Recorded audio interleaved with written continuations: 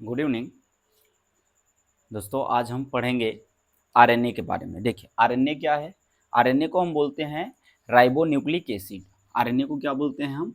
इसको हम बोलते हैं क्या? Ribo nucleic acid. इसको राइबो न्यूक्लिक एसिड क्यों कहते हैं और डीएनए को डीऑक्सीराइबोस न्यूक्लिक एसिड क्यों कहते हैं?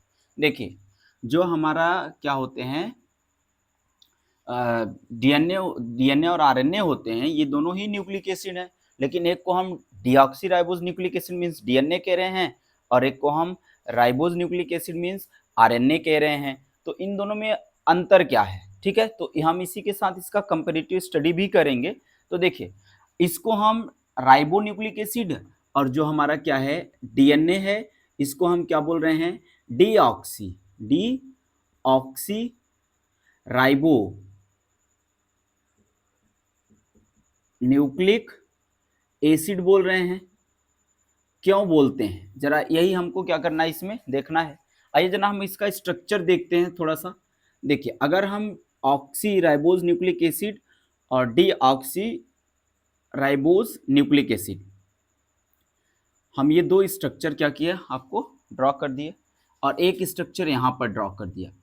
आपको सिर्फ इसलिए बताना है कि अगर जैसे मान लीजिए कहीं पर स्ट्रक्चर देकर पूछ लिया कि इन दोनों में से सबसे ज़्यादा स्टेबल कौन होता है, तो हमेशा आपको पता है कि जो हमारा डीएनए होता है वो सबसे ज़्यादा स्टेबल होता है। और कहेंगे सर कि डीएनए ही स्टेबल होता है, इन दोनों स्ट्रक्चर से हम कैसे पता लगाएंगे? दोनों स्ट्रक्चर आपको हूबहू दिख रहे हैं।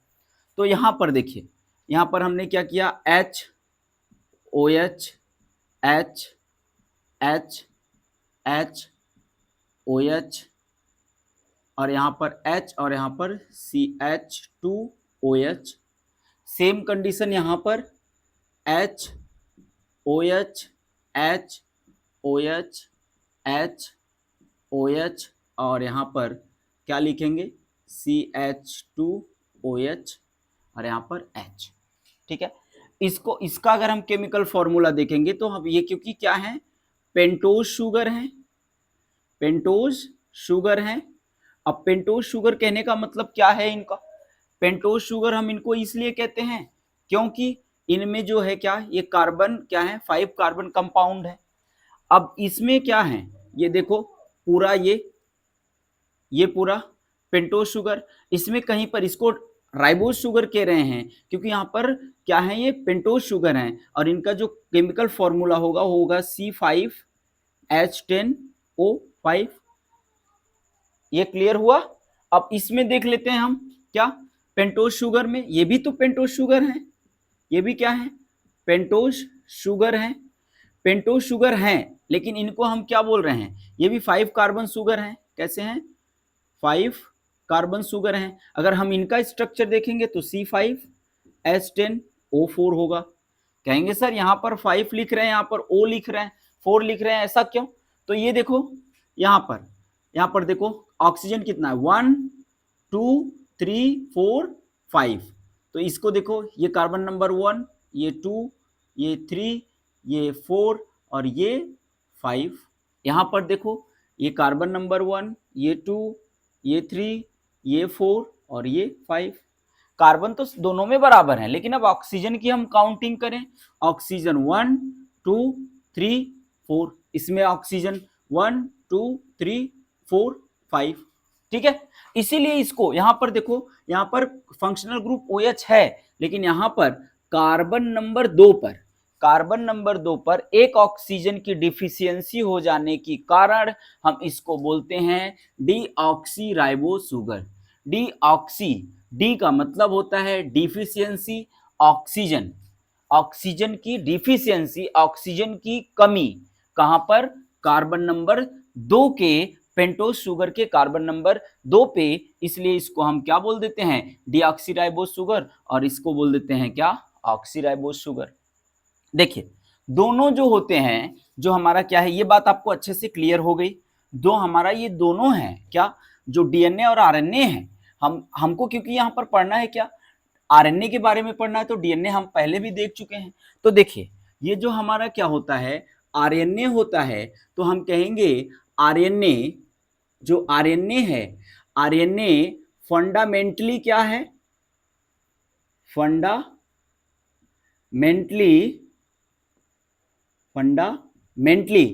आरएनए जो है फंडामेंटली सेम एज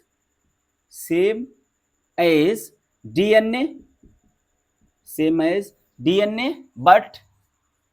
बट आगे क्या लिखेंगे, बट इट इज, किसकी बात कर रहे हैं, आरएनए की, it is single stranded polynucleotide. और जो हमारा डीएनए है वो क्या है, डबल स्ट्रैंडेड पॉलीन्यूक्लियोटाइड होते हैं। इसका अगर हम स्ट्रक्चर देखेंगे तो इसका स्ट्रक्चर हमको कुछ इस तरह से दिखेगा, जरा देखिएगा, ठीक है।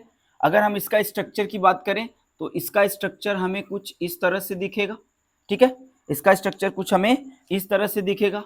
तो ये क्या है, ये जो आपको दिख रहे हैं ये स्ट्रैंड, इसको हम बोलेंगे क्या, शुगर फॉस्फेट, क्योंकि फास्फोरस पाया जा रहा है, शुगर फॉस्फेट बैकबोन, क्या बोलेंगे, शुगर फॉस्फेट बैकबोन। और इन शुगर फॉस्फेट बैकबोन से क्या होंगे, इन शुगर फॉस्फेट बैकबोन से क्या जुड़ा रहेगा, इन शुगर फॉस्फेट बैकबोन से आपके क्या जुड़े रहेंगे, नाइट्रोजिनस बेस जुड़ा रहेगा, ए जी यू सी। एक चीज याद रखेंगे इसमें, अब इतनी बातें क्लियर हो गई, इसमें एक चीज आप लिख सकते हैं क्या, यहां पर क्या होते हैं, नाइट्रोजिनस बेस पूरा लिख दें, नाइट्रोजिनस बेस, इसमें क्या होते हैं नाइट्रोजिनस बेस, इसमें होता है क्या, इसको हम जरा यहां पर क्या कर दे रहे हैं, इरेज कर दे रहे हैं, एक बार फिर से हम इसको समझाएंगे आपको, ठीक है। देखिए नाइट्रोजिनस बेस क्या होते हैं, इसमें प्यूरिन होता है, प्यूरिन्स होते हैं, और क्या होते हैं, पिरेमिडीन्स होता है, जैसा कि आप किसमें देखे थे, डीएनए में देखे थे। लेकिन एक कंडीशन क्या है, यहां पर दो होते हैं प्यूरिन में दो होगा, एडेनिन एंड गुआनिन, क्या होंगे, गुआनिन। इसमें क्या होगा, इसमें होंगे एडेनिन गुआनिन हो गया, यहां पर होगा साइटोसिन एंड यहां पर होगा यूरेसिल। देखिए यूरेसिल किसकी जगह पर है, लिख सकते हैं इंस्टीड ऑफ थाइमिन, किसकी जगह पर, थाइमिन की जगह पर होता है।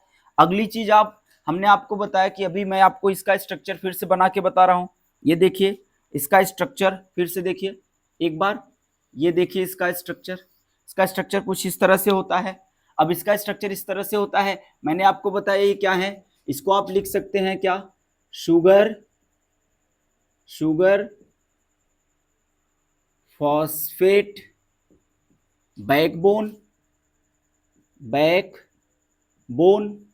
ठीक है, शुगर फॉस्फेट बैकबोन, क्योंकि डीएनए में भी शुगर फॉस्फेट का ही बैकबोन बना था, ठीक है। अब इसमें क्योंकि सिंगल पॉलीन्यूक्लियोटाइड है, अब अगर डीएनए की बात करते थे तो डीएनए में क्या थे, डीएनए में यही चीज कैसे था, एक इधर से ऐसे थे और दूसरा आपका इधर से, एक क्या थे ऐसे थे और दूसरा आपका क्या थे ऐसे थे, ठीक है। लेकिन यहाँ पर क्या है, यहाँ पर देखिए एक ये क्या है पॉलीन्यूक्लियोटाइड चेन और एक ये दूसरा पॉलीन्यूक्लियोटाइड चेन या हेलिक्स। लेकिन इनमें क्या है, इनमें सिर्फ आपको एक ही पॉलीन्यूक्लियोटाइड हेलिक्स या चेन दिख रहा है। इसमें पॉलीन्यूक्लियोटाइड चेन क्या होते हैं, ज्वाइंट्स नहीं होते आपस में। और इनमें क्या होते हैं, जो नाइट्रोजिनस बेस होता है एडेनिन, ग्वाइनिन, साइटोसिन और क्या होते हैं यूरेसिल पाए जाते हैं। इनमें क्या होता है कि थाइमिन नहीं होता है। ये क्या है, जेनेटिक इंफॉर्मेशन को ये क्या करते हैं, क्या करते हैं, जेनेटिक इंफॉर्मेशन को, जेनेटिक इंफॉर्मेशन को कोड करते हैं। क्या करते हैं? कोड करते हैं। कोड करने के बाद क्या करते हैं? कोड करके उनको कहां पर? साइटोप्लाज्म में पहुंचाते हैं। कहां पर? साइटोप्लाज्म में पहुंचाते हैं। इस साइटोप्लाज्म में क्या होगा? आपका प्रोटीन का फॉर्मेशन होगा, और ये प्रोटीन फॉर्म होने के बाद क्या करते हैं?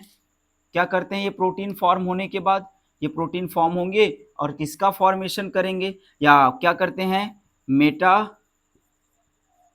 मेटाबॉलिक प्रोसेस को क्या करते हैं? चलाते हैं।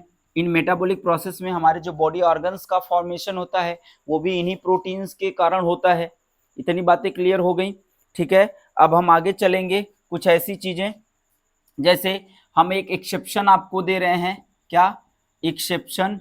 एक्सेप्शन में आप क्या लिखेंगे? एक्सेप्शन में लिखेंगे हमारा एक क्या है, वायरस है। उस वायरस का नाम है रियो वायरस। क्या नाम है उसका?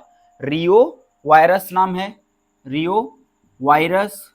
ये जो रियो वायरस होते हैं, क्योंकि इनका जो आरएनए है, आरएनए हमेशा क्या होता है? सिंगल स्ट्रैंडेड होते हैं। कैसे? सिंगल स्ट्रैंडेड होते हैं, ठीक है। लेकिन ये जो क्या है, रियो वायरस है, इनका जो आरएनए है ये कैसे होते हैं? ये होते हैं आपके डबल स्ट्रैंडेड होते हैं, ठीक है। जैसे सार्कोमा वायरस हो गया, इन सब वायरस का जो क्या है, जेनेटिक मटेरियल है वो क्या है? आरएनए है। लेकिन कैसे आरएनए हैं? वो आपके डबल स्ट्रैंडेड आरएनए होते हैं, ठीक है। ये जो आरएनए है, ये आरएनए डिफरेंट टाइप्स के होते हैं। ये आरएनए कैसे होते हैं? ये आरएनए नॉन जेनेटिक होते हैं। नॉन जेनेटिक का मतलब इनमें क्या होता है? जेनेटिक इंफॉर्मेशन पाया नहीं जाता, इनमें जेनेटिक इंफॉर्मेशन नहीं होते। ये सिर्फ जेनेटिक इंफॉर्मेशन को, जो जेनेटिक कैरेक्टर होते हैं उसको कोड करने का काम करते हैं, साइटोप्लाज्म में पहुंचाते हैं। कैसे पहुंचाते हैं अभी मैं आपको थोड़ा सा बताऊंगा, और जब पढ़ेंगे डिटेल में हम इसको आरएनए को, तो वहां पर सारी चीजें क्लियर हो जाएंगी। तो नॉन जेनेटिक होते हैं। अब नॉन जेनेटिक में जैसे आपका आ गया क्या? एक एमआरएनए। क्या आ गया? एमआरएनए। इसको अपन बोलेंगे क्या? इसको हम बोलेंगे मैसेंजर आरएनए कहेंगे, ठीक है। ये मैसेंजर आरएनए क्या करेगा? इस मैसेंजर आरएनए से अभी आपको हम बता रहे हैं क्या होगा। इसके बाद जो हमारा दूसरा होता है, एमआरएनए हो गया, हमारा जो दूसरा होता है उसको हम बोलते हैं टीआरएनए। क्या होता है? टीआरएनए। टीआरएनए को हम कहेंगे क्या? ट्रांसफर आरएनए कहेंगे। ट्रांसफर आरएनए के बाद हमारा अगला होता है आरआरएनए। हमारा अगला होता है आरआरएनए। इसको हम बोलते हैं क्या? Ribosomal RNA. इसको क्या बोलते हैं? Ribosomal RNA.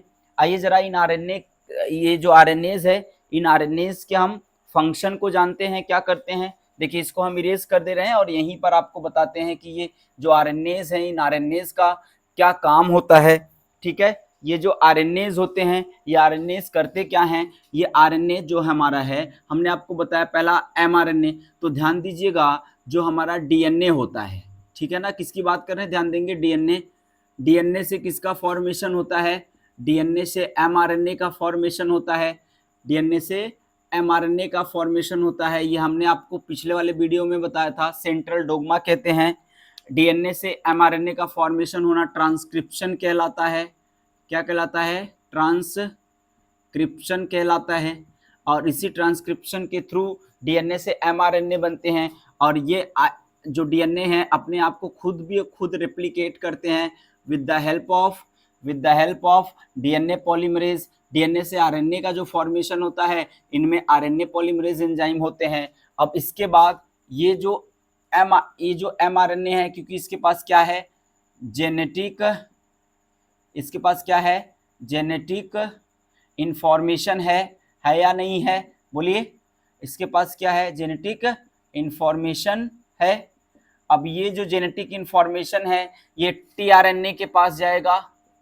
किसके पास जाएगा? TRNA means transfer RNA. Transfer RNA इसको लेके जाएगा राइबोसोम के पास। मतलब कहां पर? आर आरएनए के पास लेके जाएगा, आर आरएनए के पास ले जाएगा। आपको पता है आर का मतलब है यहाँ पर क्या, राइबोसोम से है। आर का मतलब किससे है, राइबोसोम से है। अब ये राइबोसोम आपको पता है क्या करते हैं, ये किसको हम बोलते हैं, फैक्ट्री ऑफ प्रोटीन कहते हैं। क्या बोलते हैं, फैक्ट्री ऑफ प्रोटीन। और इसी में क्या होंगे आपके, हमने आपको बताया कि ये क्या है, एक छोटी सब यूनिट, एक बड़ी सब यूनिट, एक लार्ज सब यूनिट और एक स्मॉल सब यूनिट। अब हम किसकी बात कर लें, या तो हम कह लें 70S राइबोसोम, या तो हम कह लें क्या 80S राइबोसोम। ठीक है, इन दोनों राइबोसोम से ही क्या होते हैं, हमारा जो mRNA और tRNA है दैट इज ये क्या होते हैं, जुड़ते हैं इससे। ठीक है, अब जुड़ने पर क्या होगा, जो हमारा mRNA है, यहाँ पर देखिए ये जो हमारा क्या है mRNA है, ये हमारा mRNA यहाँ से जुड़ेगा, और जो हमारा tRNA है वो tRNA यहाँ से कुछ इस तरह से जुड़ेगा। ठीक है ना, कुछ इस तरह से जुड़ेंगे। ठीक है, यहाँ पर, और इसमें क्या है, आर आरएनए कहाँ पर पाया जा रहा है, दैट इज राइबोसोम में पाया जा रहा है। कहाँ पर पाया जा रहा है, राइबोसोम ही है। ठीक है ना, जब आरएनए इसमें पाए जाते हैं राइबोसोम में, तो उसको हम राइबोसोमल आरएनए कह देते हैं। अब ये आरएनए क्या करेंगे, फैक्ट्री हैं प्रोटीन का, तो प्रोटीन का फॉर्मेशन करेंगे, और प्रोटीन ये क्या करेंगे, हमारे बॉडी का जो मेटाबॉलिक है, इन मेटाबॉलिक को क्या करेंगे, दैट इज अच्छे से क्या होंगे, चलाएंगे। और इन मेटाबॉलिक से हमारे जो बॉडी का डिफरेंट टाइप्स के क्या होंगे, ऑर्गन्स हैं, और डिफरेंट टाइप्स जो मेटाबॉलिक प्रोसेस्ड हैं, ये मेटाबॉलिक प्रोसेस क्या होंगे, आगे चलेंगी, और बॉडी का डेवलपमेंट होगा और ग्रोथ होगा। क्लियर ना। तो ये सारी चीज़ें आपकी क्या थी आरएनए के बारे में। अब हम जरा देख लेते हैं कि हमें कौन कौन सा आरएनए पढ़ना है। हमने बता दिया कि हम आपको आगे क्या पढ़ाएंगे। ठीक है ना, आई विल टीच क्या पढ़ाएंगे अगले वाले वीडियो में, जो हमारा क्या है नेक्स्ट वीडियो है। हमारा जो नेक्स्ट वीडियो है, उस नेक्स्ट वीडियो में हम आपको बताएंगे क्या, mRNA पे हम क्या करेंगे, डिस्कशन करेंगे, हम tRNA पर डिस्कशन करेंगे, हम rRNA पर क्या करेंगे, डिस्कशन करेंगे। ये हमारे क्या हैं, ये तीनों जो हैं ये हमारे क्या हैं, डिस्कशन के क्या हैं, टॉपिक्स हैं। डिस्कशन के क्या हैं, टॉपिक्स हैं, और इन्हीं टॉपिक्स को हमें क्या करना है, आगे लेकर के चलना है। चलिए अब हम फिर मिलते हैं आपसे नेक्स्ट वीडियो में। आप क्या करिए, वीडियो को हमारे देखिए और लाइक करिए इसको, और लोगों को और स्टूडेंट्स जो हैं उनको भेजिए, हमको अप्रिसिएट करिए, ताकि हम और अच्छी वीडियो आपको और अच्छे क्वालिटी में और बढ़िया से समझा सके, क्योंकि आप ही हमारा मनोबल हैं। अगर आप हमको क्या करेंगे, कमेंट्स करेंगे और चीज़ों को क्या करेंगे, आगे शेयर करेंगे, तो हमारा मनोबल बढ़ेगा, और हम क्या करेंगे, अच्छी वीडियो और बढ़िया वीडियो और अच्छे से कॉन्सेप्ट क्लियर करने का प्रयास करेंगे। ठीक है, keep watching and share video and comments. Okay, thank you, wish you all the best.